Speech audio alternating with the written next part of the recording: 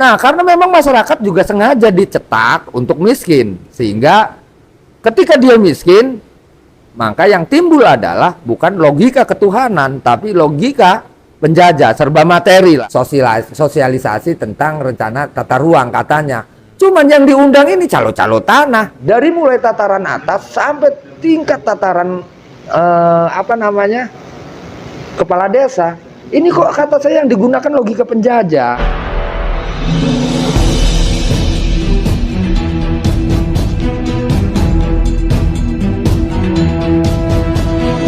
Saya Yani Muhammad, driver online Depok.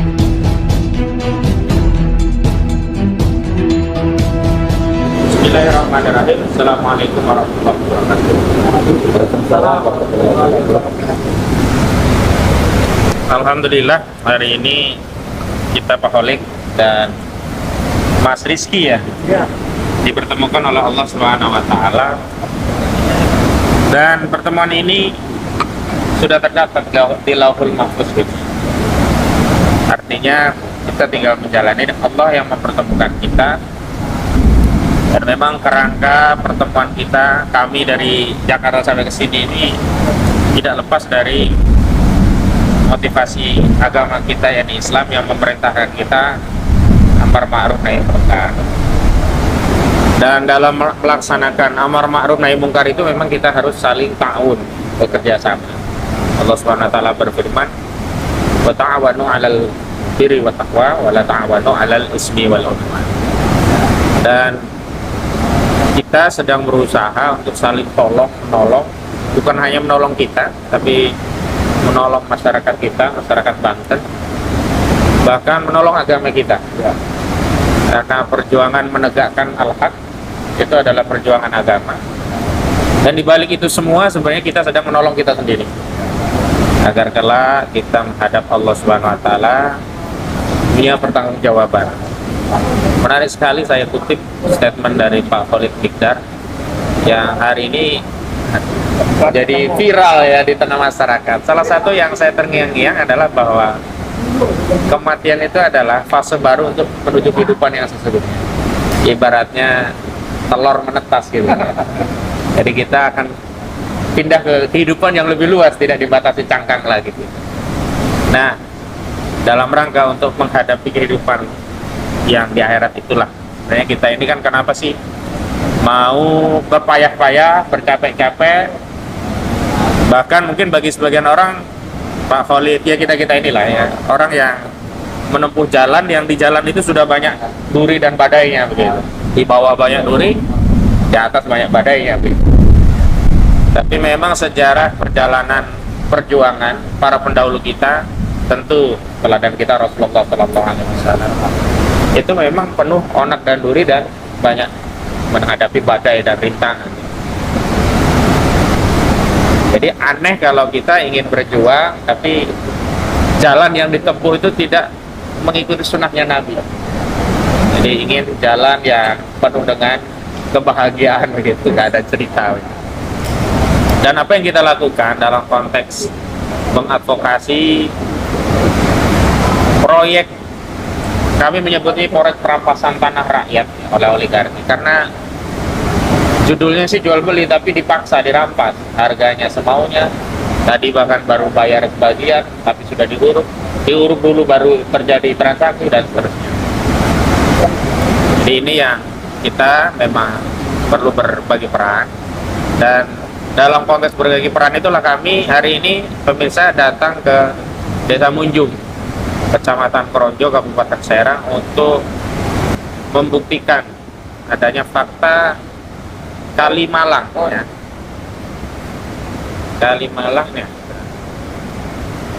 Kalimalang yang diuruk. Jadi itu fakta, kami sudah identifikasi dan tadi kami sudah dokumentasikan. Nah, yang pertama kita berbagi sharing tidak dari Pak Khalid juga dari Mas Rizky.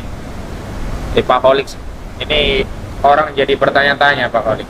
Mungkin bisa cerita ya latar belakangnya. Ya. Karena mungkin hari ini masyarakat Indonesia, netizen lah, boleh jadi, bisa dikatakan boleh jadi ya, bisa dikatakan tidak ada yang tidak kenal dengan Khalid Mikdar gitu ya. Bahkan ada yang bikin meme ya panglima besar Islam kita ya, Khalid bin Walid itu banyaklah meme bisa diceritakan, dan motif untuk berjuang membela masyarakat ya, umumnya nelayan dan juga yang ada di daratannya apa? Silakan Pak Khalid saling berbagi dengan kita. Assalamualaikum warahmatullahi wabarakatuh. Assalamualaikum. Ya. Bismillahirrahmanirrahim. Warahmanul Qudus Ba'isul Muqtadiru Rabbis Rafli Sadri Wa Yasirli Amri Wahlul Uqdatam min lisani Yafqahu Qawli. Subhanaka la ilma lana illa ma'alamtana innaka antal alimul hakim. Sadaqallahul azim. Ya, alhamdulillah, walaupun dalam kondisi hujan, ya kita masih tetap terus menempuh perjalanan perjuangan ini. Ya mungkin saya akan sedikit cerita ya kan.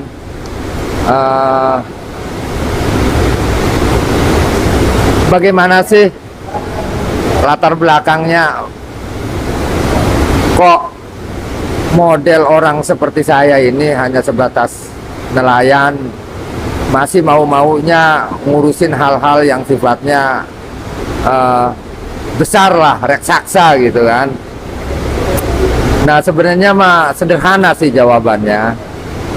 Iya kan, kalau kita sebagai umat muslim gitu kan udah jelas ininya apa namanya, sudut pandangnya gitu. Tidak ada sesuatu yang besar di dunia ini. Nah kenapa sih harus mau bersusah-susah gitu kan, terus sementara lawan ini adalah yang kata publik itulah raksasa lah gitu kan. Saya pikir kalau kita sebagai umat Islam kan udah jelas pandangan hidupnya, tidak ada sesuatu yang paling besar di muka bumi ini gitu kan, kecuali Allah gitu. Nah artinya ketika kita berpikir tentang ketuhanan, berarti kita juga harus menancapkan ketuhanan itu kepada wilayah akidah hati kan. Nah kemudian ketika di kedalaman hati kita sudah tertanam kalimat Allah itu, yaitu Allah yang maha wujud. Maksudnya maha wujud itu hukumnya wajib adanya, tidak mungkin nggak ada, wajib adanya. Nah saya justru terinspirasi gitu. Ada sebuah kata yang mengatakan, ini juga gimana ya referensinya, ini juga dikutip dari, kalau saya ngomong buku itu jangan diartikan buku yang tertulis gitu kan, buku kering lah gitu. Kalau ketika saya ngomong buku berarti yang saya katakan ini buku basah. Seperti saya hari ini ketemu dengan Pak Ustadz Khojainuddin, ngobrol berbincang-bincang seperti ini, apa yang dikatakan Pak Ustadz Khojainuddin itu adalah buku buat saya, kitab gitu kan. Cuman bedanya kitab basah gitu. Bukan tertulis ya. Bukan tertulis gitu. Nah, ketika ngomong saya membaca buku yang berjudul Logika Penjajah karangan Yai Midi. Nah, itu bukan berarti buku kering yang tertulis di buku yang dijual di toko-toko buku, tapi buku bahasa gitu. Nah ini saya akan mengutip salah satu buku yang judulnya itu Kembali ke Fana gitu. Kembali ke Fana. Nah ini masih lingkaran karangan Yai Midi juga. Nah buku itu mengatakan segala sesuatu itu kan yang ada di luar diri kita sesungguhnya ada dalam diri kita, baik yang terindra maupun yang tidak, yang teraba maupun yang tidak gitu, itu ada dalam diri. Artinya kalau berbicara tentang alam besar, alam kecil itu ya alam besarnya sesungguhnya adalah manusia itu kan. Nah alam kecilnya adalah alam semesta ini. Hubungan alam semesta dengan kita sebagai makhluk manusia ini ya itu tidak bisa dipisahkan. Nah, makanya kenapa manusia disebut alam yang lebih besar? Karena Hanya manusialah yang bisa menampung kalimat Allah Akbar itu. Nah, itu pun ada kata khusus lagi, manusia yang bagaimana gitu kan, yaitu manusia yang beriman. Nah, maka dari situlah baru kita berpikir tentang masih dalam buku karangan Yaimidi ya. Tidak ada satu objek pun yang bisa hidup atau bisa bergerak gitu kan, jika tidak mempunyai suatu titik gitu, di mana titik ini adalah tempat berkumpul atau bergabungnya seluruh kehidupan. Nah, lalu kemudian bertanya, titik itu apa gitu. Nah, mungkin yang saya sebut disinilah namanya pemikiran ketuhanan gitu kan. Nah, ketika kita berpikir tentang ketuhanan, berarti disitulah timbul dari kedalaman pemikiran itu, yaitu hati, akidah. Nah, permukaan hati akidah ini, yaitulah pemikiran ketuhanan. Nah, ketika kita berbicara tentang ketuhanan gitu kan, sebab dari segala sebab kita praktekkan di muka bumi ini. Nah, kemudian kami melihat gitu sebagai nelayan, yang harusnya saya melihat laut yang begitu indah, membuka pikiran saya bagaimana saya takarub dengan Allah gitu kan, tentang kebesaran-kebesaran Allah di situ di laut. Kemudian bagaimana saya bisa mengambil ikan di laut, kemudian buat mencari nafkah untuk ngempanin anak bisa sejahtera gitu kan, bisa menyekolahkan anak dari laut itu. Nah, kemudian ruang laut ini diganggu gitu, ada pagar-pagar di laut ini, di kapling-kapling yang harusnya saya lebih luas nangkep ikan, jadi nggak luas geraknya, jadi sempit. Di situ ada kerusakan lingkungan gitu kan, yang tadinya terumbu karang bagus ini jadi rusak, tidak ada terumbu karangnya. Nah, makhluk-makhluk ini ternyata mempunyai komunikasi satu sama lain. Tidak ada dunia bebatuan kalau tidak ada dunia hayat, tumbuh-tumbuhan. Begitu juga tidak ada dunia hayat gitu kan, tumbuh-tumbuhan, jika tidak ada makhluk hewan segala macam gitu kan, kayak kambing, binatang segala macam gitu kan. Dan itu juga tidak akan pernah ada jika tidak ada makhluk yang namanya sosial gitu. Nah, ketika kita berbicara sosial gitu kan, ini kan larinya ke kita, ke manusia. Seharusnya gimana sih sosial itu? Hubungan manusia dengan manusia itu harusnya seperti apa gitu. Nah, Allah memerintahkan itu, hablum minan nas itu. Nah, makanya saya bertanya kan gitu. Nah, baru kita lari ke logika penjajah. Ciri-ciri logika penjajah itu udah saya bilang, satu, parsial gitu kan. Kedua, memberi tapi ingin mendapatkan. Dia memberi tapi ingin mendapatkan yang lebih banyak lagi. Nah, menjajah gitu kan. Nah, ini logika penjajah. Termasuk pelit, nggak mau memberi, merasa kurang terus kalau ada sesuatu yang kita keluarkan untuk orang lain tuh pelit. Itu juga logika penjajah masuknya. Gitu. Terus kemudian nggak pernah peduli, nggak pernah peka tentang kerusakan lingkungan, tentang persoalan-persoalan masyarakat yang tanahnya atau misalnya sawahnya diuruk. Kemudian yang punya tanah nangis, kenapa tanah saya belum dibayarin diuruk? Kemudian kita nggak peduli. Sama, itu juga masuk ciri-ciri logika penjajah. Itu. Terus kemudian termasuk ketika kita mau sesuatu, mentransaksikan, suap menyuap, itu juga logika penjajah. Misalnya saya nih korporasi, karena saya ingin melancarkan perizinan segala macam, sehingga saya lobby ke aparatur pemerintah terkait dinas ini, dinas itu dengan cara menyuap, itu juga logika penjajah.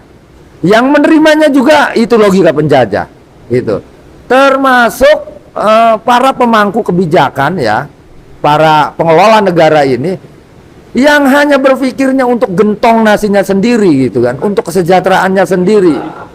Ya, kemakmurannya sendiri gitu, tidak pernah memikirkan keumatan gitu kan, kerakyatnya sendiri. Itu juga logika penjajah. Sama.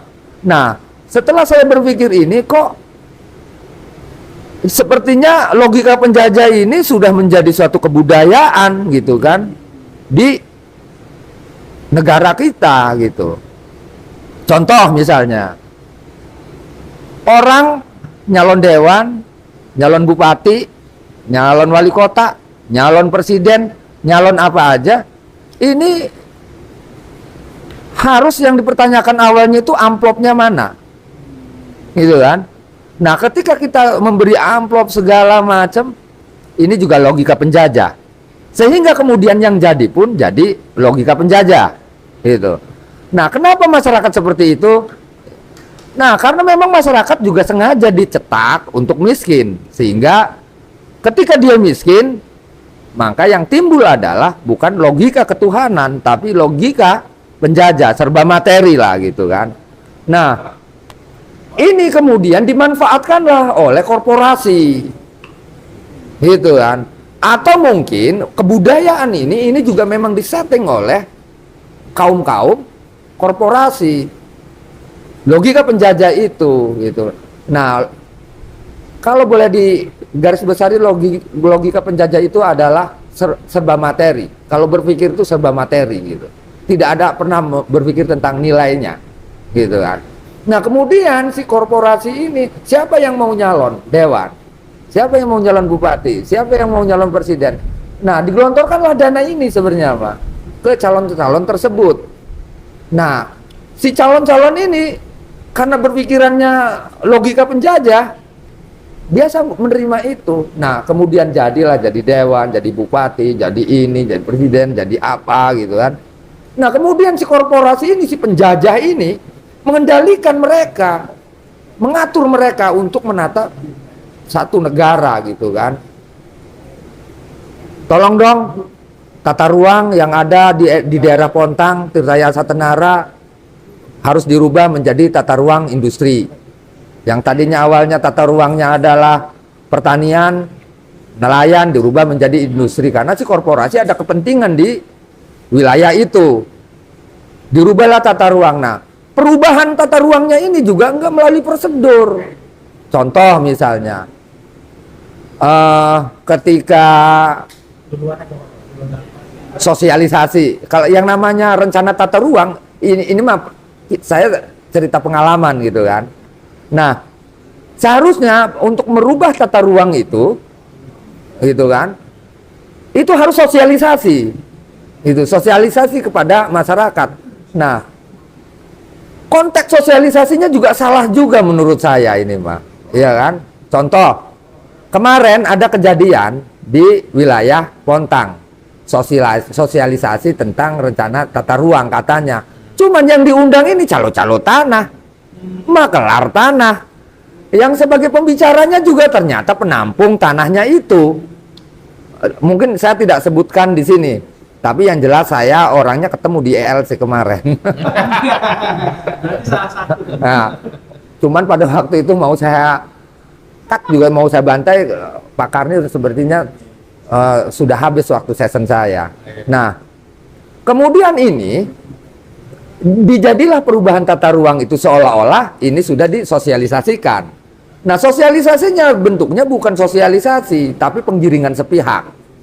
Gitu. Yang diceritakan yang bagus-bagus saja. Contoh misalnya, kalau kata bahasa Pontangnya mah gitu. Hei masyarakat, wis urbo sentang ngedeleng iwak blodog bae. Urbo sentah ngerongokaken muni kodok bae. Kan ngono. Hei urbo sentang ngedeleng kedokan bae. Urbo sentang ngedeleng empang bae. Nah, bahasa Indonesia begini, hei orang Pontang, masyarakat, apa nggak bosan ngelihat ikan blodog terus? Apa nggak bosan ngedengerin kodok bunyi terus? Nah, yuk kita rubah yuk menjadi suatu yang modern, yang bagus, industri ini menyerap tenaga kerja segala macam. Nah, mereka ini termasuk juga logika penjajah. Termasuk ini. Karena dia tidak pernah berpikir tentang bagaimana nasib masyarakat setempat ke depannya, 200.000 tahun ke depan, gitu kan. Nah, artinya saya pikir kalau untuk merubah tata ruang itu, yang pertama kali ya harus rencana detail tata ruangnya, dikaji secara detail perubahan ini. Kira-kira hari ini ketika dirubah tata ruangnya bagus apa enggak, ngerusak lingkungan apa enggak, kira-kira secara ekonomi masyarakat bagus apa enggak. Hari ini bagus, besoknya bagus enggak, besoknya bagus, besoknya lagi bagus enggak, maksudnya manfaat enggak, gitu kan. Sampai setahun, 2 tahun, 3 tahun, 10 tahun bagus, tahun kedepannya bagus enggak. Ini kita harus berpikir, kalau kata saya ingat bahasanya Kang Muhimuhas, dia itu dosen hukum ya di Untirta. Dia pernah bilang ke saya bahwa, Lid, kamu tidak boleh berpikir bagaimana nanti. Itu tidak boleh. Kalau kamu berpikir bagaimana nanti, kamu tidak akan pernah bisa melihat masa depan akan apa. Tapi berpikirlah nanti bagaimana. Nah, orang-orang yang mempunyai pikiran logika penjajah ini, dia hanya berpikir bagaimana nanti, tidak nanti bagaimana, gitu kan. Nah, perubahan tata ruang segala macam harusnya dikaji 200 tahun ke depan manfaatnya. Kalau sampai 200 ke depan kemudian manfaatnya bagus, silahkan dirubah. Tapi kalau lebih banyak midarotnya, lebih baik jangan. Jangan pernah kita merasa berilmu kemudian menghakimi, merubah ruang hidup manusia, ya kan. Di situnya ada manusia, di situ juga ada makhluk-makhluk Allah yang lainnya. Dan ini mata rantai yang nggak bisa dipisahkan dengan manusia, gitu. Yang saya bilang tadi, segala sesuatu yang ada dalam diri kita itu ada di luar, dan segala sesuatu yang ada di luar itu ada dalam diri. Nah, komunikasi ini yang harus kita bangun. Dan alam semesta ini juga mempunyai caranya sendiri untuk membangun dan menyelamatkan atau membentengi dirinya dari kerusakan. Cuman masalahnya datanglah makhluk-makhluk yang tidak berakal. Dengan tangan-tangannya dia merusak lingkungan. Nah, orang-orang tak berakal ini maksudnya itulah logika penjajah. Hanya keuntungan pribadi saja, sehingga kerusakan di gunung, kerusakan di laut, gitu kan, hanya akan mengeruk sumber daya alam ini. Nah, kemudian ketika di lapangan terjadi seperti ini, bagaimana sikap negara? Yang notabene negara ini kita percayakan untuk mengurus rakyatnya, gitu. Bagaimana ruang lingkup kehidupan nelayan? Bagaimana ruang mengurus ruang lingkup petani? Ini juga harus dipikirkan. Nah, kalau seandainya pemerintah, pengelola negara ini, gitu kan, hanya melayani korporasi tersebut, gitu kan, memuluskan rencana-rencana korporasi tersebut karena duitnya langsung tunai di kantong pribadi, gitu kan, kemudian dimuluskanlah. Nah, ini kan namanya penyalahgunaan wewenang, yang harusnya pelayanan itu buat melindungi rakyatnya, justru malah mempermudah penjajah untuk menjajah rakyat dia sendiri, gitu. Nah, disinilah kami melihat dari mulai tataran atas sampai tingkat tataran kepala desa. Ini kok kata saya yang digunakan logika penjajah, gitu. Nah, terkait logika penjajah ini pasti akan bertentangan dengan orang-orang yang mempunyai pikiran tentang serba ilham. Serba ilham itu dia mempunyai pengetahuan itu yang sifatnya intuisi, gitu kan. Lah kan kalau kita bicara intuisi mah ya sudah, jangan repot-repot, dalemin aja Al-Qur'an, dalemin aja hadis-hadis Rasul, gitu kan. Nah, dari sinilah kita mencoba, sebenarnya kami ini sedang mencoba mempraktekkan bagaimana kita berbicara sesuai dengan lidah Rasulnya. Dan kemudian dari teori itu, bagaimana kita juga mempraktekkan, gitu kan, sebagai praktek Rasulnya, utusannya, gitu kan. Nah, kemudian bagaimana tentang kepribadiannya? Kita ini lagi mencoba dan berusaha untuk membentuk sebuah karakter atau kepribadian Rasulnya. Gitu. Lah kemudian kalau ini dianggap salah, ya silakan kita ukur dengan realitas yang ada, gitu kan. Bagaimana dengan konsep mereka tentang logika penjajah itu, kerusakan di muka bumi ini, gitu kan. Dia nggak pernah berpikir tentang mati, bagaimana dia hidup setelah di dunia. Ya kalau kita makan ini mah hanya sebatas perjalanan, singgahan saja. Lah terus kemudian saya ingin mempraktekkan itu dan ingin beramal atau mempraktekkan hablum minan nas dan hablum minal alam. Nah, hablum minan nas dan hablum minal alam ini sesungguhnya berdasarkan hablum minallah, gitu. Nah, ketika kita hubungan dengan Allah, ya harus dipraktekkan, gitu. Biar kita jangan tersesat meraktekkan hablum minallah yang apa yang perintah Allah, kan udah ada kitabnya jelas, Qurannya jelas, hadisnya jelas, gitu kan. Hukum-hukumnya jelas, fikihnya jelas, gitu kan. Iya masa sih ada bapaknya Rizki, tanahnya diserobot orang, yang harusnya Rizki ini harus jadi doktor, jadi profesor, gara-gara diserobot lahannya, malah justru jadi terhenti sekolahnya, pendidikannya. Lah terus kemudian ini terjadi di hadapan saya, gitu kan. Dan ini justru terjadi, yang Rizki ini adalah sahabat saya. Lah saya diem aja, nggak boleh ngapa-ngapain, bodoh amat. Kira-kira saya ini manusia apa bukan? Ya jelas nggak disebut manusia lah. Yang namanya manusia itu ya harus mempunyai hubungan manusia dengan manusia, gitu kan. Kalau kata orang dulu bilang, cuman ini bahasanya bahasa Jawa ya. Jadi bahasa Jawanya begini ya, khusus buat orang Banten lah, mudah-mudahan ngerti nih ya. Tapi nanti saya terjemahkan ke bahasa Indonesia.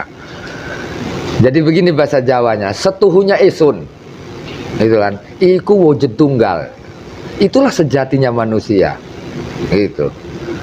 Menenge ning putih, maksudnya diamnya itu dalam cahaya yang sanggup menampung semua sifat Allah. Ar-Rahman, Ar-Rahim, terus gitu, Al-Jabbar, Latif, semua sifat-sifat Allah ditampung kepada diri kita. Dan kemudian bagaimana kita mempraktekkan sifat-sifat Allah itu di muka bumi. Nah, itu bahasa Indonesianya begini. Sesungguhnya manusia itu sebenarnya wujud tunggal. Gitu. Itulah sejatinya manusia. Katanya itu kata orang tua dulu nih. Itulah sejatinya manusia. Dan harus diam dalam posisi yang terang, gitu kan, dalam kesucian, gitu kan. Dan ketika sudah dalam kesucian, ya harus menampung sifat Allah semuanya. Jadi semua sifat Allah harus ditampung, harus dicerna dan dipraktekkan di muka bumi ini.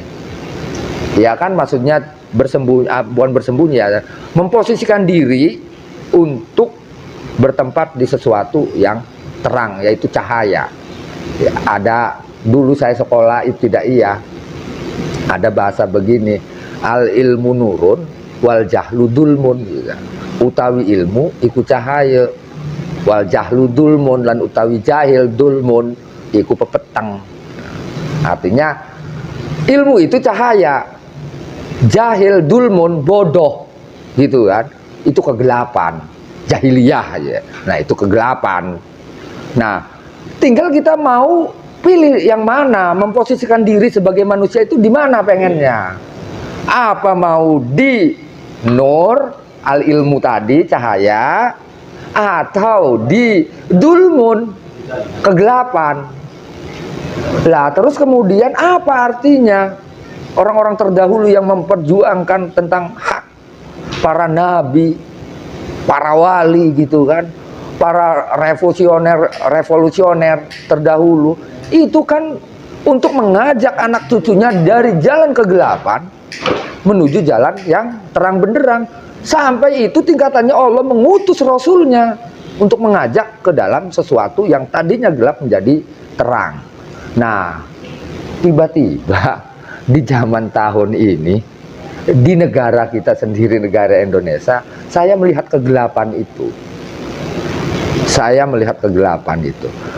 Dan itu dipraktekkan sampai tingkat atas, sampai tingkat masyarakat yang paling bawah. Dia mempraktekkan pola laku, cara berlaku dan berbuat dengan pola laku kegelapan, dulmun, dolim, gitu, dolim, bodoh. Nah ternyata ketika kita cari sebabnya, kebodohan-kebodohan ini, kedoliman-kedoliman ini, ternyata sebabnya adalah orang-orang yang memegang teguh pemikiran logika penjajah itu. Yang ada itu keuntungan, bagaimana saya kaya raya, tenar, kekuasaan, terus. Nah, inilah yang disebut penyembah berhala. Penyembah berhala ini, tanpa sadar dia menyembah berhala itu. Yang dikejar kekuasaan, dengan kekuasaan kita bisa berbuat segala sesuatu. Yang dikejar ketenaran, dengan ketenaran kita bisa dihormati, mengejar kehormatan. Dan sesungguhnya itu maya sebenarnya, nihil, enggak abadi gitu, punah, dibatasi waktu, kapan aja punah. Paling kita manusia paling 70 tahun udah koit mati, punah. Jadi apalagi gitu. Jadi apapun, kan udah saya bilang di awal-awal, selain dari Tuhan yang Maha Esa, dalam kurung Allah, semua kekuasaan yang di muka bumi ini, itu kemuliaan, kehormatan, harta, apa aja, bukan hanya di Indonesia ya, di muka bumi sejagat alam raya ini, selain dari Tuhan yang Maha Esa, selain dari Allah, semuanya punah. Lalu kemudian kita akan memperjuangkan apa? Kecuali kita harus menerangkan hal itu agar supaya jangan terjadi penindasan-penindasan, gitu kan? Jangan ada terjadi penganiayaan, pelanggaran HAM, orang dibunuh begitu saja, hukumnya nggak jelas. Dia punya orang tua, dia punya anak dibunuh, dibantai, tanah orang diserobot, gitu kan? Laut dirusak. Ini kan melanggar gitu kan, melanggar manusia, melanggar makhluk-makhluk Allah yang lainnya. Makanya kami ingatkan ya, jika makhluk-makhluk Allah ini udah marah ya, bukan hanya manusia yang akan bergolak, angin akan marah, api akan marah, air akan marah, tanah juga akan marah. Dan mereka itu ada dalam tubuh saya, dan itu bisa diperintah dengan izin Allah tadi, karena dialah penciptanya, gitu. Bisa saja saya perintah, gitu. Karena ini adalah bagian dari tubuh saya, bagian dari saya, sahabat saya, saudara saya, angin saudara saya, sahabat saya, gitu. Lah kemudian ada perusakan angin, polusi, ada kerusakan tanah, ada kerusakan api. Oh, api dirusak. Pengen tahu api dirusak? Gitu. Dia menggunakan unsur api itu untuk hawa nafsunya, keserakahan dan ketamakan, gitu. Tapi tidak digunakan nafsu ini untuk tolabul ilmi, gitu. Merusak gunung, merusak laut, gitu. Menebangi pohon, nembakin binatang-binatang. Ini kan merusak namanya. Nah, orang-orang seperti ini jika didiamkan, udah lawannya itu pasti saya itu. Karena saya tidak suka hal seperti itu. Nah, kembali lagi ke persoalan tentang pagar laut, kemudian korporasi yang namanya PIK 2 gitu kan. Nah, ini kok mereka ini menjadi sesuatu yang hebat seperti negara gitu kan. Nah, ternyata hebatnya itu karena didukung oleh oknum-oknum yang sedang mengelola negara ini. Suap menyuap terjadi, korupsi di mana-mana. Ini mau kemana negara gitu. Nah, kalau seandainya ini terus dipertahankan tanpa ada saya ataupun tidak ada saya, tetap ini akan terjadi pergolakan. Karena sesungguhnya makhluk-makhluk Allah ini juga nggak terima sebenarnya mah. Gitu. Jadi mari kita kembali ke fitrahnya manusia, harusnya apa manusia ini. bagaimana caranya manusia mengelola negara, mengelola lingkungannya, gitu. Ya, ya itulah pemikiran seorang nelayan ya. Jadi pemikiran nelayan itu ya seperti itu. Nggak tahu saya sendiri apakah pemirsa ini paham atau tidak, wallahu alam bisawab. Ya, gitu.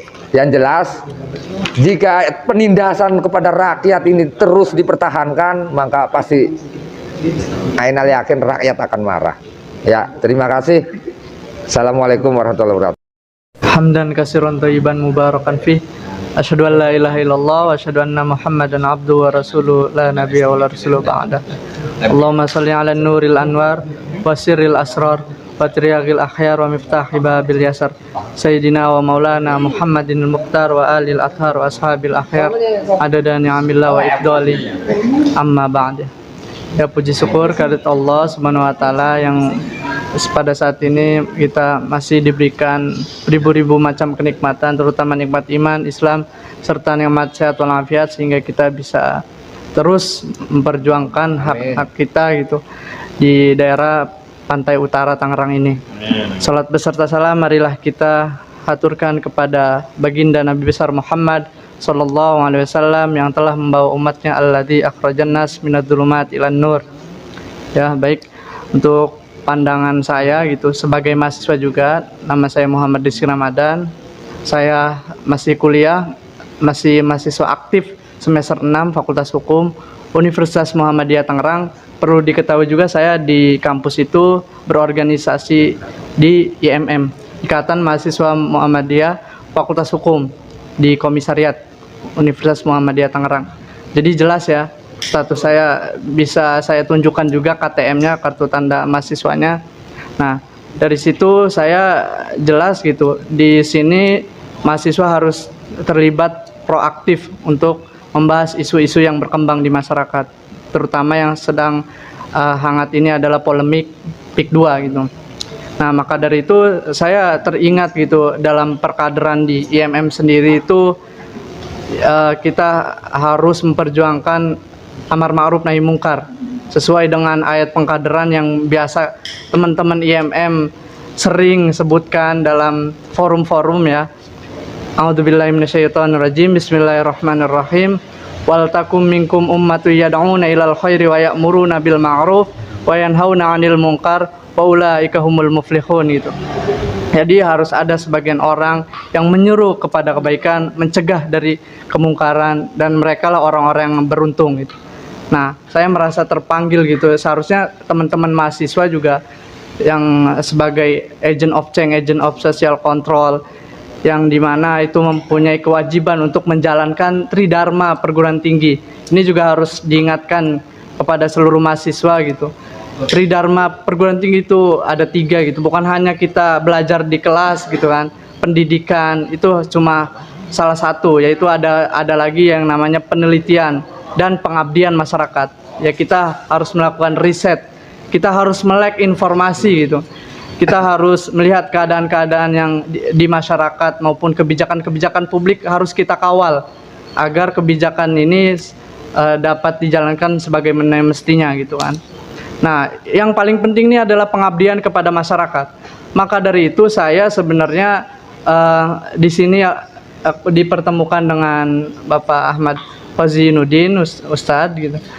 Nah, sebagai praktisi hukum dan guru saya juga, ini karena saya sering mendapatkan petuah-petuah, sering mendapatkan nasihat dari beliau maupun secara langsung maupun di dalam media sosial, itu udah luar biasa itu. Beliau dikenal dan itu juga merupakan salah satu ujian ya, ketenaran itu.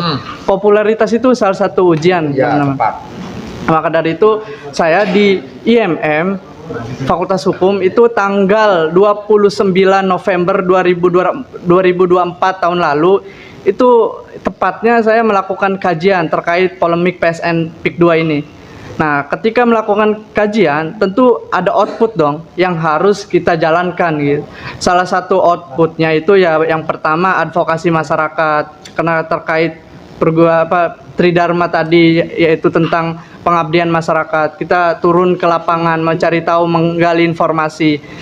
Ya, yang kedua itu ada kita melakukan audiensi kepada stakeholder terkait gitu kan. Kita udah audiensi ke ATR BPN untuk menanyakan, untuk menggali informasi juga terkait permasalahan-permasalahan yang terjadi di ATR BPN tersebut nanti yang saya nanti ungkapkan. Yaitu ada nanti insya Allah akan audiensi ke DLH juga, lingkungan hidup, karena ini kompleks sekali permasalahannya terkait lingkungan hidup juga. Kemarin teman-teman dari Walhi juga Wahana Lingkungan Hidup Indonesia turun bersama kami para mahasiswa dari LBH juga ada, LBH PP Muhammadiyah turun juga, itu membentuk semacam posko. Sudah kita melakukan audiensi dan selanjutnya itu tentu kita action gitu, yaitu menyebarkan bahwa kita IMM Fakultas Hukum Universitas Muhammadiyah itu sudah lama gitu, sudah dari tahun lalu, tepatnya itu di bulan Desember, itu membentuk posko pengaduan terkait kezoliman yang terjadi, perampasan yang terjadi di kawasan PIK ini. Tentu kami kan mahasiswa tradisinya itu dari kajian terlebih dahulu, terus outputnya kita action, karena kajian tanpa action itu sia-sia, maka dari itu kita melakukan itu terus menerus sampai dengan saat ini gitu, dipertemukan dengan satu perjuangan yang memang mengerti tentang persoalan ini. Bahkan kami baru-baru ini gitu, IMM Fakultas Hukum ikut juga mengawal laporan-laporan ke Mabes Polri gitu, sama yang dipimpin oleh Ketua Riset LBH AP PP Muhammadiyah. Itu kami mengawal, yang termasuknya itu ke Dumas ya, pengaduan masyarakat. Karena memang kita pengaduan ini, informasi-informasi yang kita ambil tuh dari media sosial. Jadi udah bukan rahasia umum lagi gitu. Yang kita laporkan itu ya pengaduan, bentuknya pengaduan masyarakat, agar nama-nama yang dilaporkan ini dipanggil gitu, harus dimintai pertanggungjawabannya, harus dimintai konfirmasinya, dipanggil.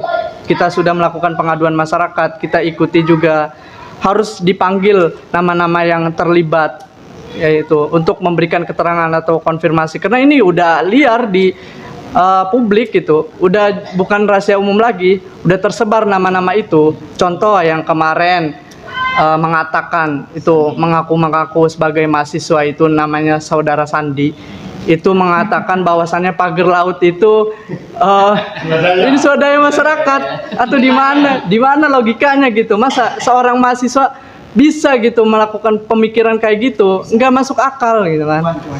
Iya, maka dari itu Saudara Sandi ini harus kita periksa juga gitu kan. Kita laporkan, namanya udah ada di Mabes, dan nama-nama lain juga harus dipanggil gitu untuk memberikan keterangan. Harus, penyidik ini harus proaktif sebenarnya. Ini emang udah deliknya delik umum gitu. Iya, harus proaktif justru untuk melakukan penyidikan, untuk bahkan kemarin kita ikuti juga ada investigasi dari Ombudsman dan para menteri terkait, perwakilan menteri terkait, ATR BPN juga sudah sedemikian kompleksnya gitu. Dan jelas gitu kan, ayo gitu, saya mengajak gitu, khususnya mahasiswa, karena saya juga mahasiswa, mengajak sebagai mahasiswa itu harus membela masyarakat, karena kita lahir dari rahim rakyat gitu. Kita juga disekolahkan ya dari hasil bumi. Kalau saya juga orang Pantura asli, orang Pantai Utara asli gitu kan. Jadi jelas tidak diragukan lagi saya mengetahui persoalan-persoalan yang ada di sini. Jadi harus membela masyarakat. Kita harus proaktif sebagai mahasiswa gitu. Saya mengajak semua harus melek informasi bahwasannya ini loh gitu, faktanya di lapangan itu memang terjadi persoalan terkait harga tanahnya yang sangat murah gitu kan, pemagaran laut, terus sungai Kalimalang Muara Selasi itu diuruk. Saya minta yaitu harus dikembalikan seperti sebagaimana mestinya, seperti semula gitu, harus dialihfungsikan. Sebagai mahasiswa harus mengawal itu sampai tuntas. Kita juga mengingatkan ya terkait soal pagar laut itu, kita jangan terlalu euforia dulu. Iya, kita harus kawal sampai tuntas gitu. Ayo para mahasiswa coba melek gitu. ya bersama masyarakat juga gitu, semua elemen bangsa itu harus mengawalnya sampai tuntas. Ya, karena memang tadi itu kan soal pagar laut, soal tanah itu bermasalah, maka dari itu sudah jelas kami juga sudah melakukan kajian seminar hukum dan advokasi, sudah pernyataan sikap juga bisa dilihat nanti di media gitu kan, udah tersebar kita pernyataan sikap di kampus Aula Jenderal Sudirman Universitas Muhammadiyah Tangerang itu ketika proyek ini bermasalah, seharusnya jelas itu harus kita tolak. Bermasalah dengan hukum, bermasalah dengan demografi, aspek sosial segala itu harus jelas gitu, nggak ada celah untuk kemaslahatan, itu nggak ada, udah nggak ada. Itu kayak kemarin ada yang ngomong di seminar, kita bukan dalam posisi menolak atau menerima, tapi kita harus melihat itu kemaslahatan atau kemudorotannya gimana. Ini udah jelas, udah terang benderang di media sosial itu bahwa nggak ada celah sama sekali untuk kemaslahatan. Maka mudorot semua udah jelas itu. Maka dari itu kami bersama-sama dengan masyarakat itu ayo kita bersama-sama berjuang, karena ketika kita ini kebenaran muncul gitu dari semua elemen bangsa, ya kan seperti dikatakan dalam ayat Al-Qur'an itu, ja'al haqqo wa zahaqal batil innal batila kana zahuqa. Jadi ayo, semakin banyak kebenaran yang muncul, semakin akan kalah itu kebatilan, gitu kan. Itu tegas dijelaskan ayat suci Al-Qur'an gitu. Dan teman-teman IMM ya, saya juga mengingatkan, saya ini dari komisariat loh, entitas IMM paling kecil gitu kan, bersuara gitu. Saya mengingatkan juga bahwa ada value, ada nilai yang diambil dari IMM itu yang mengatakan prinsipnya itu segala ketidakadilan, kesewenang-wenangan, kemungkaran adalah musuh besar gerakan Ikatan Mahasiswa Muhammadiyah. Maka perlawanan adalah suatu kewajiban bagi kader-kader Muhammadiyah gitu. Ya terkhusus umat Islam gitu kan, sebagai umat baginda Nabi besar Muhammad sallallahu alaihi wasallam, kita harus militan, jangan takut terhadap apapun gitu selain takut hanya kepada Allah Subhanahu. Ulama-ulama yang menjelaskan fikih tentang Ihyaul Mawad ini harus kita luruskan gitu. Jadi tidak bisa berdalih ilat maslahat kemudian melegitimasi kezaliman gitu. Apalagi maslahatnya sebenarnya tidak ada gitu. Yang pertama saya ingin bahas tentang hadis baginda Nabi Muhammad SAW yang mulia, yang di dalam kitab fikih tentang as-sababu at-tamaluk, sebab-sebab kepemilikan. Sebab ini menjadi salah satu legitimasi atau legalisasi seseorang memiliki tanah. Maka dalam Islam itu orang secara syar'i memiliki barang apapun itu ya, baik tanah, motor, mobil dan seterusnya, asalkan sebab kepemilikannya sah. As-sababu at-tamaluk. Maka dalam Islam tanah itu bisa dimiliki kalau cara memperolehnya itu syar'i. Apa saja? Misalkan dari membeli sah, dari warisan sah, dari hibah atau hadiah sah, ya, dari iqta'ud daulah. Iqta'ud daulah itu pemberian dari negara. Seperti dulu zaman saya kecil itu orang-orang yang ada di Pulau Jawa transmigrasi ke Sumatera, masing-masing mendapat bagian 2 hektar. Itu iqta', pembelian negara kepada rakyat. Itu juga sah menjadi miliknya. Ya. Kalau sudah dimiliki, dia boleh mewariskan kalau meninggal, boleh menjual atau boleh menyewakan, termasuk boleh juga dia berikan, hadiahkan ke orang lain. Nah, kalau sudah menjadi miliknya. Nah, salah satu sebab yang menarik dalam kajian fikih ulama itu memang ada yang disebut dengan Ihyaul Mawad. Ihyaul Mawad itu adalah menghidupkan tanah yang mati. Dalilnya adalah hadis Nabi Muhammad SAW. Beliau bersabda, man ahya ardon maitatan fahuwa lahu. Jadi barang siapa menghidupkan tanah mati, maka tanah itu menjadi miliknya, sah begitu. Di sini tanahnya mati nggak? Produktif.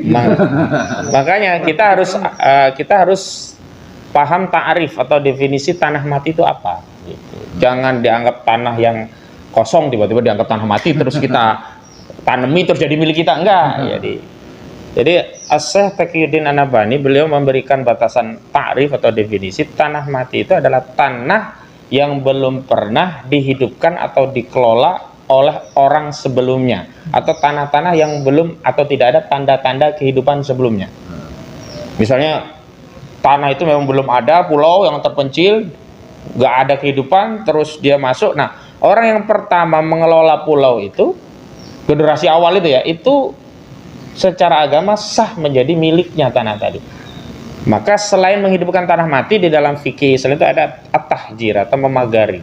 Jadi siapapun yang memagari tanah atau menghidupkan tanah yang sebelumnya mati, itu menjadi miliknya. Nah, konteks Ihya'ul Mawat ini hanya relevan ketika tanah itu baru pertama kali dijamah manusia. Dan itu terjadi di kakek buyut kita yang lalu gitu loh. Tidak ada relevannya di hari ini. Nah, kalau kita bicara tanah Banten, yang Ihya'ul Mawat yang pertama kali adalah kakek buyut kita dari Banten dulu. Yang pertama mengelola tanah Banten, itulah yang menghidupkan tanah Banten. Selanjutnya terjadilah transaksi jual beli, ada yang dihadiahkan, ada yang diwariskan. Nah, sampai ke sini itu rata-rata kalau nggak waris jual beli udah nggak ada lagi yang namanya Ihya'ul Mawat gitu loh. Itu dalam konteks fikih apa sih itu tanah mati. Nah, bagaimana kalau masyarakat tadi sudah memiliki cuman problem nggak ada sertifikat, nggak ada surat? Nah, ini bukan berarti dia itu tidak punya hak atas tanah tadi, keliru. Dia punya hak secara syar'i miliknya. Maka tugas negara yang harusnya sesuai dengan Undang-Undang Pokok Agraria nomor 5 tahun 1960 memberikan legalisasi atas hak kepemilikan tadi. Maka amanah Undang-Undang Agraria itu akan ada pendataan tanah, pendaftaran tanah secara sistematis. Harusnya negara yang mengukur, yang membiayai, yang menerbitkan surat untuk masyarakat yang hari ini mungkin sedang pegang giri atau nggak ada giri, tapi mereka sudah turun-temurun memiliki tanah tadi. Jangan diklaim loh, mereka nggak pegang sertifikat jadi bukan pemilik. Keliru. Kalau ukuran pemilik itu yang pegang sertifikat, maka mudah sekali merampas tanah orang kerjasama dengan BPN.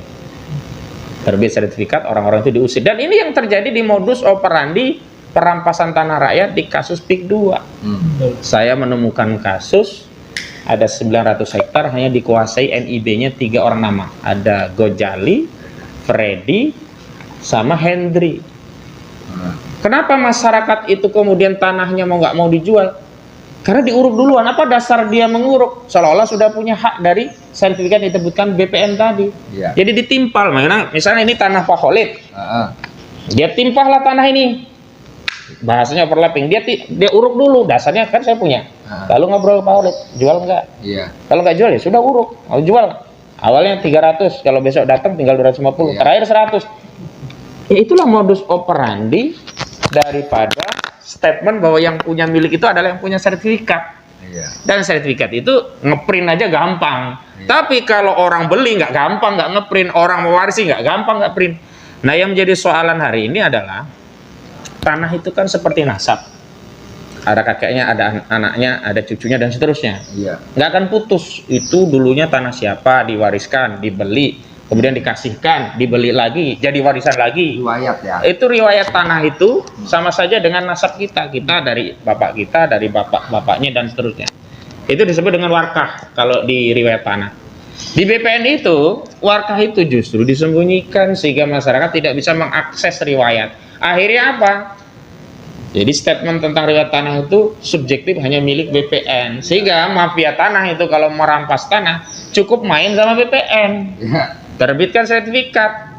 Orang yang sertifikat sah atau apalagi cuma punya giri, ditimpa itu NIB-nya. Habis itu nego, mau jual gak? Kalau enggak ya udah uruk. Dasar dia nguruk seolah-olah punya sertifikat. Aparat nanti digerakkan, dasarnya apa? Itu ada sertifikat, yang ini nggak punya. Padahal sertifikat itu hasil simsalabim. Oh iya, dari web itu dari giri. Girinya kadang-kadang dari lukisan. Tukang lukis giri itu saya temukan. Kalau enggak, giri itu dicolong dari lokasi yang lain. Giri di wilayah sana, kadang itu bukan wilayah daratan, diceplokkan di wilayah yang mau dirampas. Atau giriknya dibuat satu malam. Nah, ya itu ngelukis. Asal tunjuk orang doang, orangnya nggak tahu. Lah itu ngelukis. Jadi kan tulisannya kan tulisan orang zaman dulu tuh. Dia milih nanti bolpen apa gitu. Cari kertas yang lama, ngelukis dia, ngelukis giri itu. Nah, ini yang terjadi di kasus Pantai Indah Kapuk 2. Orang-orang seperti Gojali, Freddy, dan Hendry itu yang terjadi, yang melakukan proses perampasan. Mereka yang di backup. Lah masyarakatnya akhirnya apa? Ya daripada kagak dapat duit sama sekali, ya sudahlah.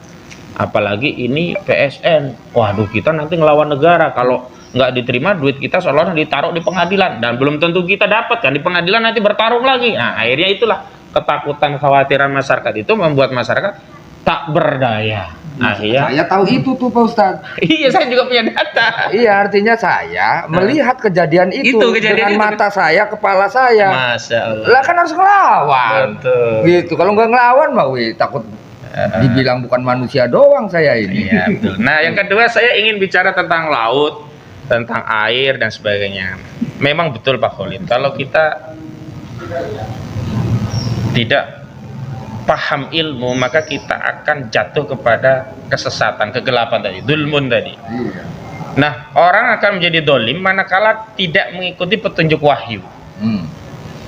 Orang yang mengikuti petunjuk wahyu pasti akan tercerahkan, akan ditunjuki jalan kebenaran, pasti adil. Makanya dalam Islam definisi adil itu adalah menyelesaikan segala urusan berdasarkan petunjuk wahyu. Itu adil. Contoh, ada sengketa waris. Kemudian petunjuk wahyu Al-Quran menyatakan laki-laki dapat 2 bagian, perempuan dapat 1 bagian. Bagaimana cara membagi waris yang adil? Yang adil itu adalah laki-laki 2 bagian, 1 bagian untuk perempuan. Jangan gunakan akal kita. Wah, itu kok nggak sama. Justru kalau dibagi sama, itu dolim. Jadi jangan menggunakan terminologi adil atau dolim itu melalui nafsu kita. Nggak kejangkau, karena adil itu bukan hal yang terindra. Kalau kita bicara hal yang terindra kan hanya 3. Manusia, alam semesta, dan kehidupan. Nah, sekarang kita bicara adil itu bagian dari manusia bukan? Iya. Kehidupan bukan? Iya. Alam semesta bukan? Iya. Pahala dosa itu bagian dari manusia tidak? Iya. Maka indikator atau parameter untuk menentukan apakah ini adil atau dolim, berpahala atau berdosa, khair atau syar, itu tidak boleh dikembalikan subjektivitas kita sebagai manusia. Harus merujuk nur wahyu dari Allah tadi. Nah, Allah turunkan yang namanya wahyu. Wahyu itu bisa dalam bentuk Al-Quran. Yang kedua disebut Al-Hadis atau As-Sunnah. Keliru kalau orang yang mengatakan Al-Hadis itu dari Nabi. Enggak, semua dari Allah. Semua wahyu. Bedanya, kalau Al-Quran substansi dan redaksinya dari Allah. Kalau hadis substansi dari Allah, redaksi atau matanya dari Rasulullah. Tapi dua-duanya adalah wahyu. Maka kalau kita mau adil, ngatur manusia, alam semesta, kehidupan, ngatur laut, ngatur pantai, ngatur daratan, harus mengikuti petunjuk wahyu. Nah, wahyu atau yang kita sebut dengan dalil dalam Islam itu sumber dalil agar kita tidak tersesat, agar ditunjuki jalan Islam itu hanya 4. Yang pertama Al-Quran, yang kedua As-Sunnah, yang ketiga ijma, yang keempat kias. Kenapa ijma kias itu termasuk dalil? Karena ijma kias itu juga dirujuk dari Al-Quran dan As-Sunnah. Nah, kita balik kepada pantai, laut, dan sebagainya tadi. Gimana sih cara mengatur rencana tata ruangnya agar tata ruang dan wilayah terkait laut itu sesuai dengan petunjuk wahyu? Jangan sesuai keinginan DPR. Kalau DPR ada pesanan oligarki, selesai itu. Laut pun bisa direklamasi jadi macam-macam gitu. Nah, ada satu petunjuk wahyu yang kedua, bukan Al-Quran, jadi As-Sunnah, yakni sabda Nabi Muhammad SAW. Jadi Nabi Muhammad SAW itu bersabda demikian: Al-muslimuna syuraka'u fi salasin, fil ma' wal kala wan nar. Di hadis yang lain matanya agak berbeda, bukan al-muslimuna tapi an-nasu syuraka'u fi salasi, fil ma' wal kala wan nar. Ada tambahan matan wasamanuhu haramun, ya. Jadi kaum muslimin, manusia itu berserikat pada 3 hal: fil ma', air ya, wal kala, padang gembalaan, dan api, wanar, sumber energi. Kalau dulu kayu bakar, jadi orang nggak boleh menguasai kayu bakar di hutan itu sendirian, harus bareng-bareng. Kalau hari ini kayu bakar bisa juga kita terapkan pada batu bara, minyak bumi, gas, itu sumber energi. Maka pada barang-barang yang menjadi sumber panas, api atau energi tadi tidak boleh dimiliki oleh korporasi atau swasta, nggak boleh pribadi. Pak Khalid misalnya yang punya batu bara, kenapa kalau Pak Khalid yang punya batu bara, yang lainnya tidak bisa mengakses manfaat batu bara? Itu milik bareng-bareng. Lalu bagaimana agar seluruh masyarakat itu mendapatkan manfaat batu bara? Harus negara yang mewakili, mengelola, bukan korporasi. Kalau korporasi pasti value-nya cari benefit, keuntungan, profit. Kalau negara dia punya value melayani. Ini yang nggak ada dalam korporasi melayani, pasti cari untung. Nah, kembali kepada ma, air laut itu termasuk ma. Cuman air apa yang kita berserikat? Apakah semua jenis air itu kita miliki bareng-bareng, nggak boleh ada yang memiliki air. Iya. Ini kan air juga, tapi ini bukan air bareng-bareng, boleh dimiliki pribadi. Iya. Bisa dijual belikan. Iya. Sumur punya kita itu boleh kita miliki. Ya. Artinya kalau orang dari luar rumah kita mau masuk ngambil air sumur kita, harus minta izin kita karena itu milik kita. Iya. Nah, yang seperti apa? Al-ma yang masuk kategori milik umum. Yang kita bareng-bareng memiliki, bareng-bareng mengambil manfaat, tapi nggak boleh ada yang menguasai pribadi. Sama seperti al-kala, padang gembalaan. Jadi dulu di zaman Nabi Muhammad SAW, padang gembalaan itu tidak boleh dikuasai pribadi. Jadi semua orang boleh mengembala. Yang punya sapi boleh bawa ke situ, pulang bisa kenyang sapinya. Yang punya kambing bawa ke situ, pulang kenyang kambingnya. Yang punya kuda juga boleh di situ, kenyang kudanya bawa pulang. Sehingga apa, semua bisa mendapatkan manfaat bareng-bareng dari padang gembalaan tadi. Kalau padang gembalaan dikuasai Arif misalnya, dia nggak boleh, yang masuk gembalaan saya harus bayar, kan rugi yang lainnya. Nah, itu yang nggak boleh begitu. Nah, air ini adalah air yang realitasnya kemudian diambil ilat, yakni realitasnya itu ilatnya adalah marofik fil jamaah. Li jamaah. Jadi sesuatu yang menjadi sarana publik yang dibutuhkan oleh seluruh masyarakat. Ketika sarana atau sesuatu itu tidak ada, maka masyarakat akan saring bertarung untuk memperebutkannya. Ya. Nah, maka air laut, air sungai, irigasi, itu kalau irigasi ditutup bendung kan bisa bertarung untuk petani. Iya. Nah, itu nggak boleh dimiliki pribadi, termasuk laut. Makanya nggak boleh ada rencana tata ruang dan wilayah menyerahkan laut, termasuk pantai, rawa-rawa, hutan-hutan, itu kepada swasta, korporasi. Dia harus dikembalikan, asalnya dia milik bersama. Maka seperti hutan mangrove itu milik bersama, nggak boleh dikuasai aguan, nggak boleh. Mangrove itu milik bersama, siapapun nelayan, siapapun petani boleh mengambil manfaat dari mangrove. Mau cari akar-akarnya silakan, mau cari kerang-kerangnya silakan, mau cari kepitingnya silakan, itu milik bersama. Kalau satu orang swasta atau korporasi menguasai hutan mangrove, yang lainnya nggak boleh masuk, ini menghalangi hak yang lain. Maka negara nggak boleh bikin rencana tata ruang dan wilayah mangrove diubah menjadi kawasan wisata seperti yang terjadi untuk Aguan. Ini adalah proyek Eco City, istilah? Iya. Coastland. Tropical Coastland ya. Tropical coastline. Iya, pariwisata tropical coastland. Nggak boleh sebenarnya ini memberikan status, apalagi hutan yang dijadikan tropical coastland itu adalah hutan lindung, 1.500 sudang lindung. Bagaimana dalam pandangan Islam, apakah boleh negara menjadikan milik umum sebagai hutan lindung? Boleh, karena yang punya wewenang untuk melakukan proteksi atau dalam istilah fikih itu memberikan hima, proteksi terhadap wilayah umum yang harusnya semua masyarakat boleh masuk, tapi negara memproteksi untuk kepentingan kemaslahatan seluruh rakyat, itu boleh hanya negara, nggak boleh swasta. Contohnya adalah pada saat Khalifah Umar bin Al-Khattab, beliau kan menjadi Amirul Mukminin, kepala negara, khalifah kedua setelah Abu Bakar Siddiq.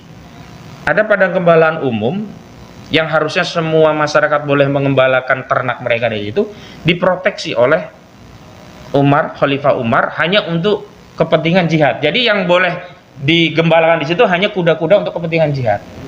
Karena ada kemaslahatan untuk melaksanakan kewajiban agama, ya ini jihad fi sabilillah. Kalau sampai kuda-kudanya lapar atau gak sehat kan, waduh jihadnya gimana gitu.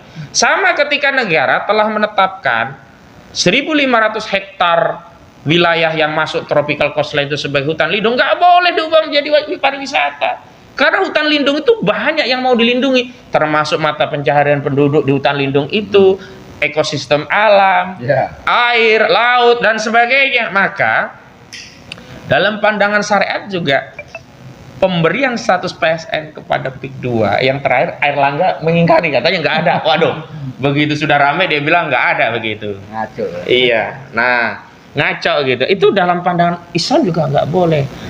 Hari ini makanya kita harus melihat Islam itu sebagai agama yang sebenarnya menjadi value, sehingga ketika kita hendak berpikir agar logika kita tidak masuk logika penjajah tadi, harus mencari logika Islam. Nah, logika Islam itu logika apa? Logika yang memerdekakan, membebaskan. Jadi saya teringat siapa jenderalnya umat Islam yang mau menaklukkan Romawi itu Khalid bin Walid atau siapa? Amr bin As atau Khalid bin Walid saat itu. Beliau ya ketika ditanya ketika Rustum bertanya kan, apa yang hendak kau lakukan sehingga engkau dari jauh datang ke negeri kami, ke Romawi kan. Sesungguhnya aku datang ingin memerdekakan manusia dari penghambaan selain kepada Allah menuju menghamba hanya kepada Allah semata. Artinya apa? Sepanjang kita mengambil aturan selain dari hukum Allah dari wahyu tadi, sebenarnya kita terjajah, nggak merdeka. Iya. Kenapa? Karena aturan itu pasti ada kepentingan, dan kepentingan orang yang paling punya modal paling kuat maka yang akan dimenangkan. Misalnya tadi menentukan rencana detail tata ruang atau rencana tata ruang dan wilayah atau rencana umum daerah dan tata ruang. Dia akan berpikir kalau nggak pakai wahyu akan terjadi perang kepentingan. Iya. Si pengusaha pengen itu dijadikan wilayah industri karena dia rencana membangun pabrik sekaligus connect dengan kawasan berikat yang terhubung ke dermaga. Jadi biar bisa sekaligus.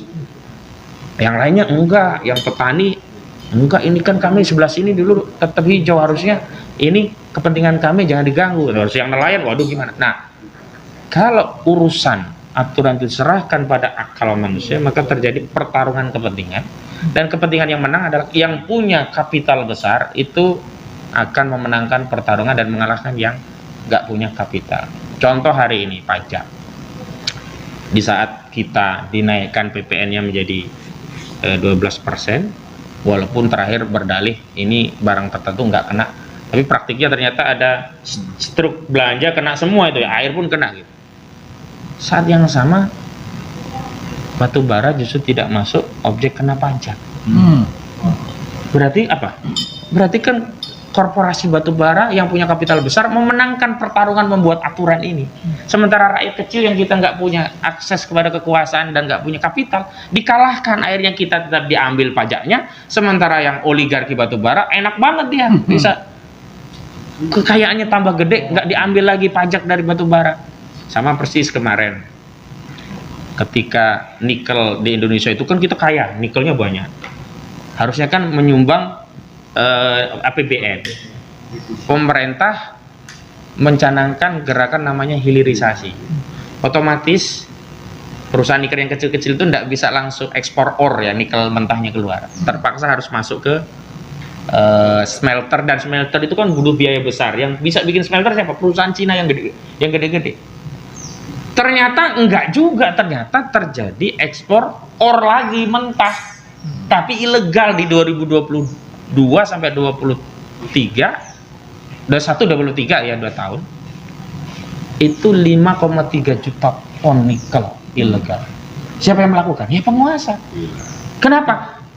Karena aturan itu dibuat berdasarkan value kepentingan, dan kepentingan yang menang ya yang berkuasa, yang punya modal, rakyat nggak bisa. Nah, maka itu saya kira ini menjadi entry point ya perjuangan di Banten ini. Jadi kita tidak sedang cukup atau merasa puas, apalagi berhenti ya dengan perjuangan ini, tapi kita ingin menghilangkan logika penjajah yang ada di negeri ini dengan logika memerdekakan manusia dari terikat dengan hukum manusia menuju merdeka, yakni sejati apa kemerdekaan kita ketika aturan yang mengatur kita itu adalah aturan Allah Subhanahu wa taala. Dan kalau Allah membuat aturan untuk kita, nggak punya kepentingan kecuali untuk kebaikan kita. Allah nggak butuh bikin proyek industri apa, nggak butuh. Ketika misalnya ini contoh ya, Allah membuat hukum tentang hudud. Salah satu hukum hudud itu orang yang mencuri tidak ada ilat, itu tidak ada alasan yang membuat dia dibenarkan mencuri, bukan karena lapar, bukan karena paceklik. Kalau kena lapar karena paceklik itu tidak dipotong tangannya, dan nilai nisabnya 1/4 dinar. Kalau nyolongnya cuman ini ya nggak kena potong tangan juga gitu, tapi ada takzir. Itu adalah dicuri, dipotong tangannya. Kita kan menganggap wah ini kok sadis gitu ya. Tapi sadis mana? Nih saya kasih ilustrasi dengan hukum hari ini. Kalau orang mencuri, katakanlah dia benar-benar nggak karena lapar, dia penjahat lah kan. Kemudian dia juga mencurinya lebih dari nisab, kemudian dipotong tangan. Pertama, negara tidak perlu membiayai dia, begitu divonis dia langsung pulang ke rumah. Kedua, istri, anak dan keluarganya tetap bisa dinafkahi oleh si laki-laki yang mencuri tadi, baik nafkah lahir ataupun nafkah batin di istrinya. Masyarakat menjadi takut mencuri. Kenapa tuh? Kalau mencuri nanti lihat tuh seperti itu, tangannya dipotong, artinya menjadi pencegah. Nah kemudian bayangkan kalau pencuri dengan sekarang ini, curi dihukum 5 tahun, dia nggak bisa nafkahi istri, anak dan keluarganya, dia di penjara jadi beban APBN negara. Dia keluar dari penjara bukannya mencegah, dia tambah pinter tuh gimana mencuri yang lebih hebat lagi. Udah masyarakat, nggak usah, inilah dia kan mencuri karena nggak punya koneksi aja, coba kalau koneksi bisa divonis bebas gitu. Nah ini yang menyebabkan justru kejahatan makin meningkat. Makanya di Al-Quran dikatakan walakum fil qisasu hayatun ya ulil albab. Sesungguhnya ditegakkannya hukum-hukum qisas, hudud dan sebagainya itu sebagai apa? Cara Allah untuk menjaga jiwa manusia. Kenapa? Kalau orang tahu hukuman membunuh itu adalah dibunuh, kira-kira dia berani membunuh nggak? Iya. Kalau dia nggak berani membunuh, jiwa manusia terjaga nggak? Iya. Terjaga. Kalau hari ini membunuh dengan sadis, yang dibunuh ada 6 dengan cara yang brutal, hukumannya apa coba? Onslah itu dilepaskan, terbukti tapi ada pembenaran karena dia membela diri kali. Kira-kira masyarakat menjadi khawatir nggak?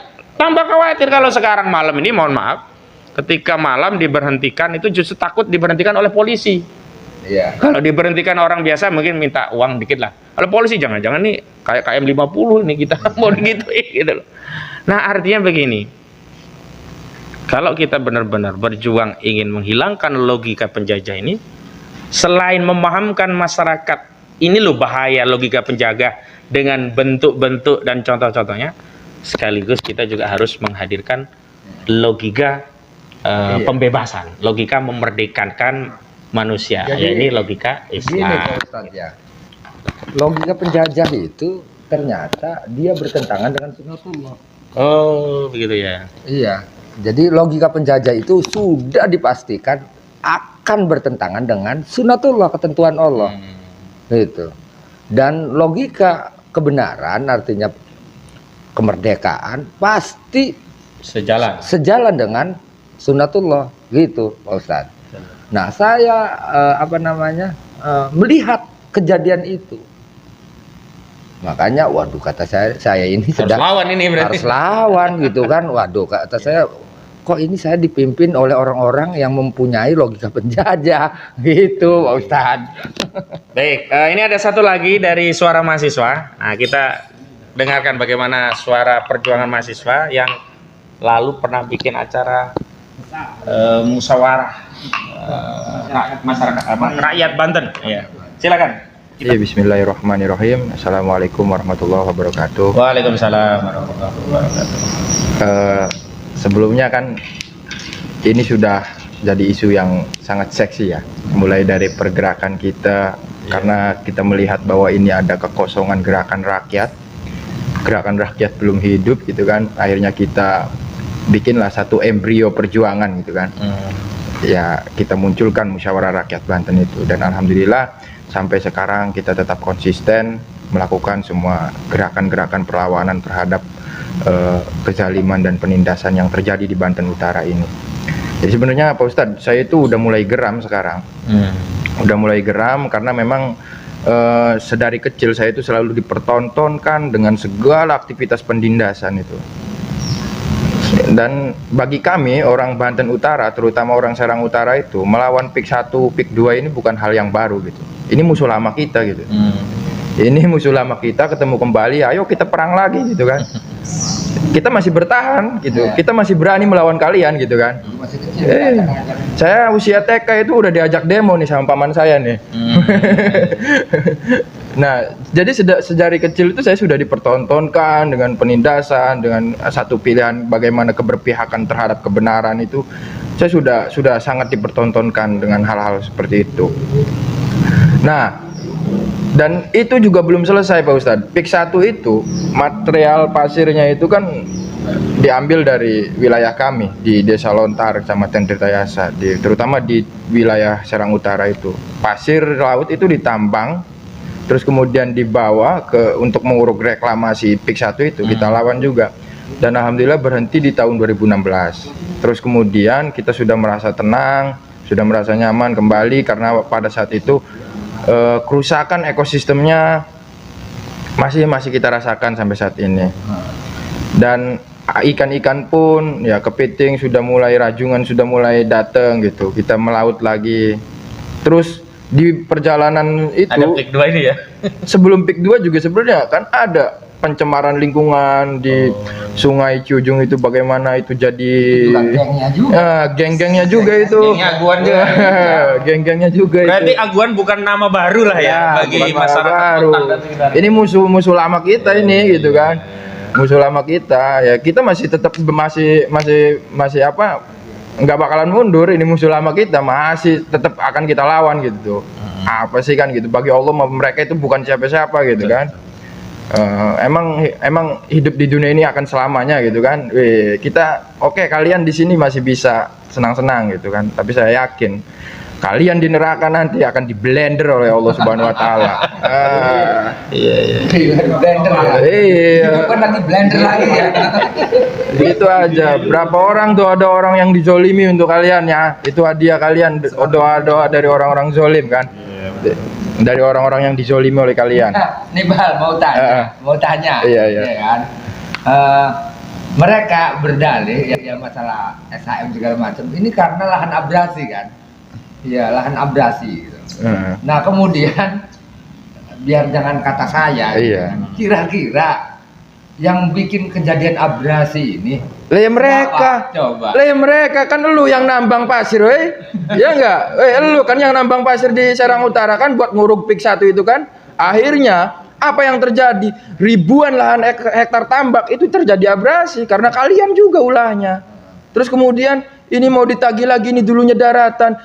Lu yang bikin kerusakan. Lu yang nambang kan. Kayak di Demak itu Demak ditambang pasir lautnya. Semarang yang banjir, bro. Yang abrasi itu Semarang. Di sini di daerah Serang Utara yang ditambang pasirnya, Kronjo ikut abrasi, ya enggak? Ketapang ikut abrasi. Enak banget lo ya, enak banget kayak punya negara ini aja kan. Yang udah jadi laut, mau diambil lagi. Enak amat. Lu harusnya rehabilitasi tuh laut-laut yang sudah lu rusak gitu kan. Woi, korporasi. Sialan kau. Nah, rekomendasi ke teman-teman mahasiswa ini kayaknya IMM alhamdulillah udah bergerak. Yang lainnya kok kurang. Nah, dikompori deh. alhamdulillah kemarin kita itu sebenarnya ada banyak juga nih yang belum kita masuk ke teman-teman mahasiswa. Jadi kemarin itu kita menghimpun satu kekuatan mahasiswa ya, yang di Serang itu ada berbagai macam organisasi, ada berbagai macam latar belakang organisasi. Nah, kita himpun jadi satu bahwa ini adalah perjuangan nilai. Nilai-nilai sosial, nilai-nilai ekonomi, budaya, politik dan agama. Saya bilang itu. Nah, dulu juga para founding father kita itu mendirikan satu negara itu dari berbagai macam latar golongan, ya kan? Golongan kiri, golongan kanan, golongan tengah. Yang awalnya mereka sama-sama memperebutkan agar Indonesia ini lepas dari penjajahan gitu kan. Nah, akhirnya kita mengumpulkan teman-teman mahasiswa kemarin Pak Ustadz di kampus Untirta, dan itu juga sempat kita, karena memang ini temanya yang lagi isu sentris gitu ya, tadi lagi jadi isu pembahasan di berbagai pihak gitu kan, kita bentangkan isu ini masuk ke dalam kampus-kampus di Untirta bahwa PIK 2 yang di PSN kan ini harus kita tolak dan wajib kita lawan gitu kan. Nah, akhirnya kita mau dibubarkan Pak Ustadz oleh pihak kampus. Nah, karena akan terkait diskusi ini, alasannya harus izin dulu lah segala macam. Padahal kan kampus ini kan satu tempat yang menghidupkan pikiran gitu kan, pikiran-pikiran kritis segala macam. Kalau memang kampus dibatasi untuk berdiskusi, menyampaikan pendapat segala macam, bertukar pikiran, dibatasi oleh izin-izin sesuai dengan keinginan rektorat gitu kan. Waduh, ini bahaya kan, bahaya, ancaman terbesar bagi demokrasi gitu kan. Alhamdulillah ya, dijadwalkan itu sekitar jam 1:30 kita diskusi, terus kita dipersulit oleh pihak kampus, beradu argumen segala macam. Dan alhamdulillah berlangsung di jam 5 mulainya acara, jam 5 sore. Udah mepet jadinya. Kita langsung semua teman-teman sepakat, nah kita bikin aliansi namanya Persatuan Pemuda Mahasiswa. Menuntut cabut dan hentikan PSN PIK 2. Gitu Pak Ustadz. Jadi, nah teman-teman dari aliansi ini juga yang dari Sempro, terus kemudian Sempro itu sekolah mahasiswa progresif, segala terus dari teman-teman dari FAM Serang Raya ya. FAM Serang Raya alhamdulillah masih berada di kita gitu kan. Walaupun ada salah satu seniornya yang di Tangerang sana itu mengatakan bahwa ini adalah swadaya masyarakat yang pagar laut itu. Iyalah, itulah ya. Inisialnya Sandi ya. Inisialnya Sandi. Iya, inisialnya Sandi. Identitasnya udah di DO oleh kampusnya. Keluarga besar FAM Serang Raya akan live in mendampingi kita semua di sini. Akan turun mendampingi masyarakat, mengorganisir massa agar terus semangat memperjuangkan hak-haknya gitu tuh. Nah, kemungkinan besok Kang Rizky, besok teman-teman mahasiswa itu akan stay di sini dan akan ikut mengawal, ikut memperjuangkan hak-hak masyarakat yang dirampas oleh oligarki gitu. Seperti itu sih, alhamdulillah. Baik, tidak terasa sudah cukup lama, mungkin penutupnya beliau. Udah. Oh ya, biar bisa bilahi fisabil haq Mas Nabi Ya baik. Ya sebenarnya kalau untuk tadi juga ada pertanyaan dari Ustadz Ahmad Wazinuddin ini. Nah ini kok yang kelihatan itu yang kayak kampus UMT tadi juga disebut sudah merapat bikin aliansi gitu, dari Sempro juga udah alhamdulillah mendampingi, nanti akan tinggal di masyarakat, membaur kepada masyarakat. Ya saya kalau menurut saya ya, mahasiswa itu harus mempunyai nilai kritis gitu. Coba bayangin, itu pakai cara-cara dulu. Jadi kita mahasiswa di Banten ini sebenarnya menelisik juga. Mereka para penjajah ini menggunakan gaya-gaya lama, yaitu the fight at impera. Itu divide at impera, yaitu adu domba gitu kan. Jadi yang mahasiswa Jawa Barat, Jawa Tengah, Jawa Timur ketika mau membela saudaranya yang ada di Banten, itu kan bukan urusan kita gitu. Padahal ayo kritis teman-teman. Saya ajak mahasiswa dari Sabang sampai Merauke, dari Aceh sampai Papua, ayo bersama-sama melawan kemungkaran, ketidakadilan, kesewenang-wenangan yang ada di negeri ini. Soalnya kan kita juga kalau melihat statementnya dari Prabowo, yang Prabowo gaungkan itu adalah swasembada pangan kan.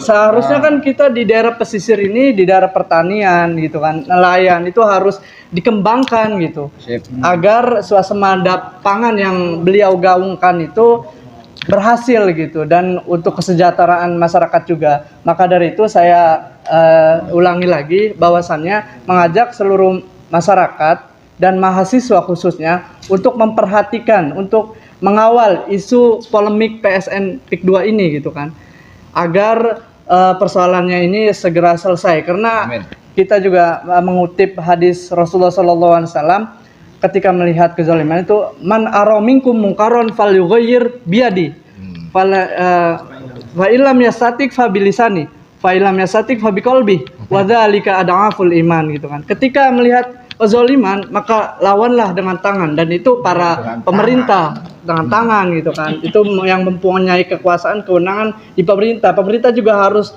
berani, harus hadir pada persoalan ini. Yang selanjutnya itu kalau kita melihat kezaliman, lawan juga dengan lisan. Nah ini kuncinya nih, mahasiswa ini senjatanya itu adalah intelektual, ilmu. Bersuaralah dengan pengetahuan ilmu kalian gitu. Jadi kita melawan kezaliman juga dengan lisan, dan jika tidak bisa maka ingkarilah dengan hati, karena itu selama-lamanya iman gitu kan. Harus sanggup kita mah. Harus sanggup ya. Harus melawan pokoknya. Wah. Ya mungkin dari saya sebagai mahasiswa gitu, mungkin itu saja penutupnya, itu khas banget dari IMM gitu, yaitu Billahi fisabilil haq fastabiqul khairat. Wassalamualaikum warahmatullahi wabarakatuh.